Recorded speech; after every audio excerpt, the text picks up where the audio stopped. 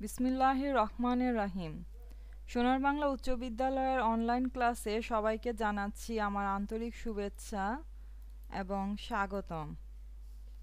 নবম ও দশম শ্রেণীর শিক্ষার্থীবৃন্দ, আজ আমি তোমাদের বাংলা প্রথম পত্রের পদ্যাংশ থেকে একটি ক্লাস নেব।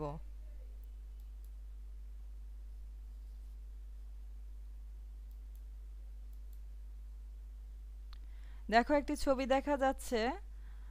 একটি পাখি খাঁচার ভিতরে বন্দি আছে। এই অবস্থাকে আমরা কি বলি? পরাধীনতা, তাই না? আচ্ছা, তার পাশেই দেখো আরেকটি ছবি। একটি পাখি মুক্ত আকাশে উড়ছে। এই অবস্থাকে কি বলা হয়? স্বাধীনতা। আসলে স্বাধীনতা কথাটি শুধুমাত্র যে একটি শব্দ তা নয়। স্বাধীনতা স্বাধীনতা হলো আমাদের অধিকার। হ্যাঁ, স্বাধীনতা এমন একটি শব্দ যেটা নাকি মানুষ অনুভব করে, তার জন্মগত অধিকার। এটা প্রত্যেকটি মানুষের জন্মগত অধিকার। হ্যাঁ, প্রতিটি প্রাণী স্বাধীনতা চায়। আর এই স্বাধীনতা এমনিতেই আসে না, স্বাধীনতা অর্জন করতে হয়। স্বাধীনতা একটি সংগ্রামের মাধ্যমে অর্জন করতে হয়, অথবা যুদ্ধের মাধ্যমে অর্জন করতে হয়। 1971 সালে আমাদের দেশ স্বাধীনতা অর্জন করে।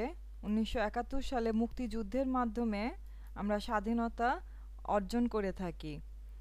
দেখো, এখানে 1971 সালের যুদ্ধের ছবি দেওয়া আছে।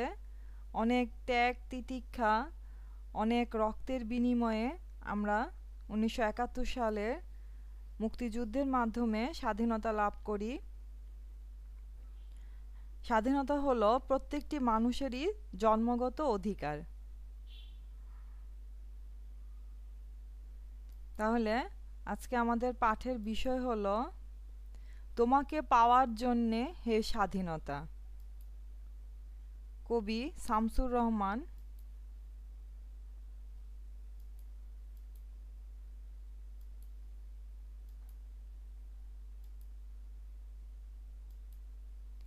এ পাঠ থেকে তোমরা কবি পরিচিতি বলতে পারবে, কঠিন শব্দগুলোর অর্থ বলতে পারবে, তোমাকে পাওয়ার জন্যে হে স্বাধীনতা কবিতার মূল ভাব বিশ্লেষণ করতে পারবে। এসো আমরা কবি পরিচিতি জেনে নেই। কবি শামসুর রহমান। জন্ম তারিখ 1929 সালের 24শে অক্টোবর। জন্মস্থান পাড়াতলী, নরসিংদী। পিতা মোখলেসুর রহমান এবং মাতা আমেনা বেগম।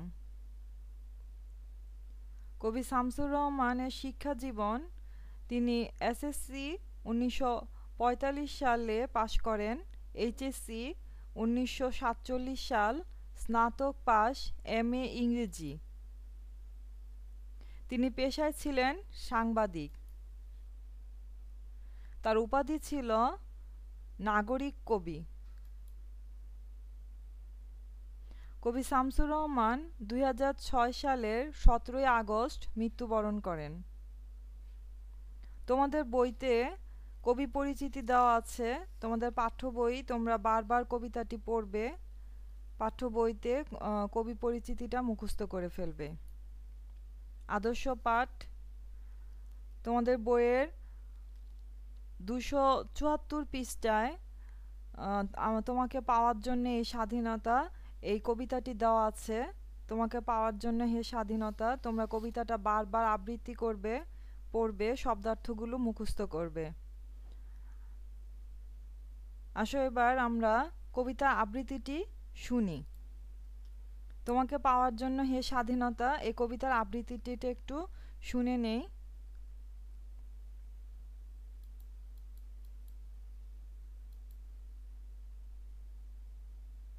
তোমাকে পাওয়ার জন্যে হে স্বাধীনতা, তোমাকে পাওয়ার জন্যে আর কতবার ভাসতে হবে রক্তগঙ্গায়, আর কতবার দেখতে হবে খান্ডব দাহ। তুমি আসবে বলে হে স্বাধীনতা। সাকিনা বিবির কপাল ভাঙল, সিঁথির সিঁদুর মুছে গেল হরিদাসীর। তুমি আসবে বলে হে স্বাধীনতা, শহরের বুকে জলপাই রঙের ট্যাঙ্ক এলো দানবের মতো চিৎকার করতে করতে। তুমি আসবে বলে হে স্বাধীনতা, ছাত্রাবাস বস্তি উজাড় হলো, রিকয়েললেস রাইফেল আর মেশিন গান খই ফোটানো যত্রতত্র। তুমি আসবে বলে ছাই হলো গ্রামের পর গ্রাম। তুমি আসবে বলে বিধ্বস্ত পাড়ায় প্রভুর বাস্তুভিটার ভগ্নস্তূপে দাঁড়িয়ে এক টানা আর্তনাদ করল একটা কুকুর। তুমি আসবে বলে হে স্বাধীনতা, অবুঝ শিশু হামাগুড়ি দিল পিতামাতার লাশের উপর। তোমাকে পাওয়ার জন্যে হে স্বাধীনতা, তোমাকে পাওয়ার জন্যে আর কতবার ভাসতে হবে রক্ত গঙ্গায়, আর কতবার দেখতে হবে খান্ডব দাহন। স্বাধীনতা, তোমার জন্যে থুরথুরে এক বুড়ো উদাস দাওয়ায় বসে আছে। তার চোখের নিচে অপরাহ্নের দুর্বল আলোর ঝিলিক, বাতাসে নড়ছে চুল। স্বাধীনতা, তোমার জন্যে মোল্লাবাড়ির এক বিধবা দাঁড়িয়ে আছে নড়বড়ে খুঁটি ধরে দগ্ধ ঘরের। স্বাধীনতা, তোমার জন্যে হাড্ডিসার এক অনাথ কিশোরী শূন্য থালা হাতে বসে আছে পথের ধারে। তোমার জন্যে সরির আলী, শাহবাজপুরের সেই জোয়ান কৃষক, কেষ্টদাস, জেলেপাড়ার সবচেয়ে সাহসী লোকটা, মতলব মিয়া, মেঘনা নদীর দক্ষ মাঝি, গাজী গাজী বলে যে নৌকো চালায় উদ্দাম ঝড়ে, রুস্তম শেখ, ঢাকার রিকশাওয়ালা, যার ফুসফুস এখন পোকার দখলে, আর রাইফেল কাঁধে বনে জঙ্গলে ঘুরে বেড়ানো সেই তেজি তরুণ, যার পদভারে একটি নতুন পৃথিবীর জন্ম হতে চলেছে। সবাই অধীর প্রতীক্ষা করছে তোমার জন্যে হে স্বাধীনতা। পৃথিবীর এক প্রান্ত থেকে অন্য প্রান্তে জ্বলন্ত ঘোষণার ধ্বনি প্রতিধ্বনি তুলে নতুন নিশান উড়িয়ে দমমা বাজিয়ে দিক বিদিক এই বাংলায় তোমাকে আসতেই হবে হে স্বাধীনতা। তোমাকে আসতেই হবে হে। কবিতা আবৃত্তিটি শুনলে তোমরা।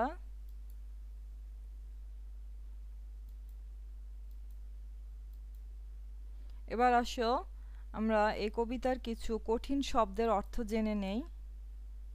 রক্ত গঙ্গা অর্থ রক্তের স্রোত, দাহন পোড়ানো, সিথি সিঁদুর অর্থ সিথিতে ব্যবহৃত বিশেষ রং,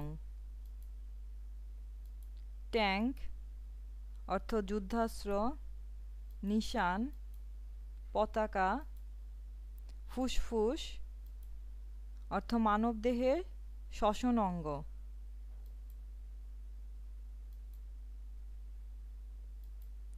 তোমাকে পাওয়ার জন্যে হে স্বাধীনতা, তোমাকে পাওয়ার জন্যে আর কতবার ভাসতে হবে রক্ত গঙ্গায়, আর কতবার দেখতে হবে খান্ডব দাহন।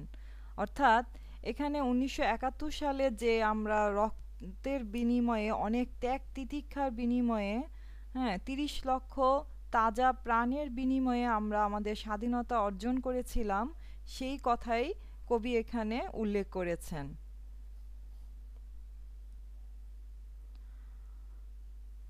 খান্ডব দাহন অর্থ কি?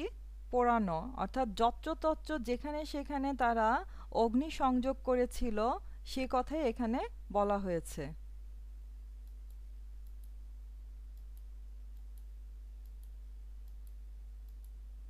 তুমি আসবে বলে হে স্বাধীনতা, সাকিনা বিবির কপাল ভাঙল, সিথি সিঁদুর মুছে গেল হরিদাসীর।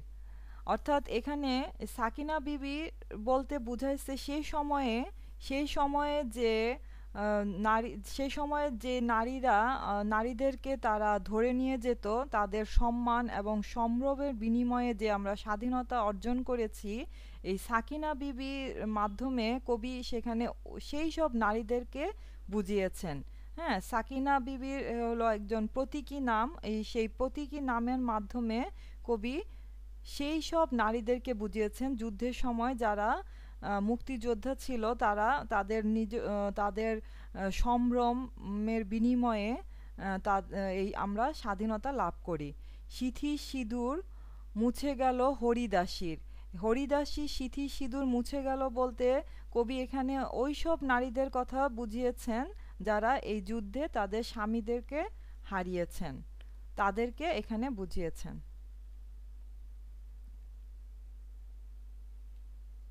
তুমি আসবে বলে হে স্বাধীনতা, শহরের বুকে জলপাই রঙের ট্যাঙ্ক এলো দানবের মতো চিৎকার করতে করতে।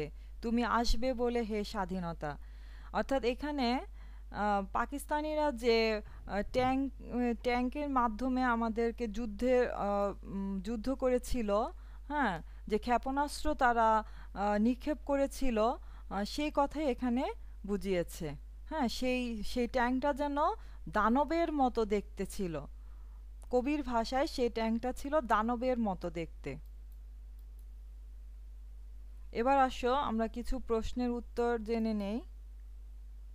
কবি শামসুর রহমানের উপাধি কি ছিল? নাগরিক কবি। উত্তর হবে নাগরিক কবি। পাকিস্তানিদের ব্যবহৃত ট্যাঙ্কটির রং কেমন ছিল? জলপাই রং। দাহন শব্দের অর্থ কি?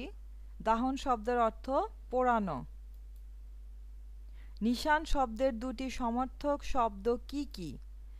সমার্থক শব্দ দুটি হলো পতাকা এবং জান্ডা। এবার আজকের পাঠ থেকে তোমাদের একটি বাড়ির কাজ দিয়ে দিচ্ছি, বাড়িতে লিখে রাখবে। একটি প্রশ্ন দিয়ে দিই আমি।